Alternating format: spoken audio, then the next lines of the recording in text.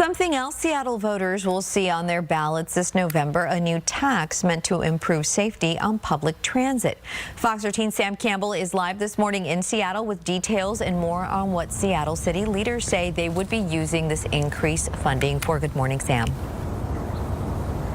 Good morning. Yes, this would fund a massive expansion to King County bus routes in Seattle. It would help improve the safety on those buses, and it would help the city meet some of its staffing obligations when it comes to regional light rail projects. But let's talk about money and where it might hit your wallet. So the city council wants to raise the the sales tax in Seattle to 0.3%, and right now that is a 0.15%. So that's a doubling of the dedicated sales tax rate, but when you are at the checkout counter, it means an extra 15 cents on every $100 spent.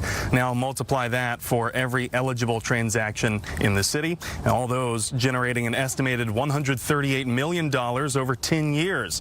And that money going to fund transit programs. The city council says it would expand King County bus services in Seattle by nearly 50%. That's another 100,000 bus trips a year, and most of those targeting late night or weekend routes. Now, many critics of the Metro say they don't feel safe on those late night routes and that they do not believe the city or the county have done enough to make the buses safe to ride.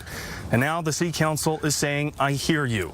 Part of the funding here would implement safety improvements meant to reduce violence aboard the buses in Seattle, with the legislation directly mentioning King County bus driver Sean Yim, who was murdered on the job 2 years ago. That happened near the University of Washington campus around 3 a.m. December 18th, 2024.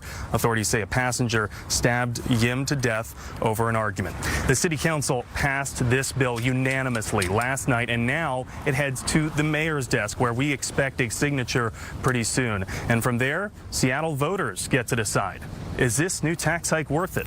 For now, live in Seattle, Sam Campbell, Fox 13 News.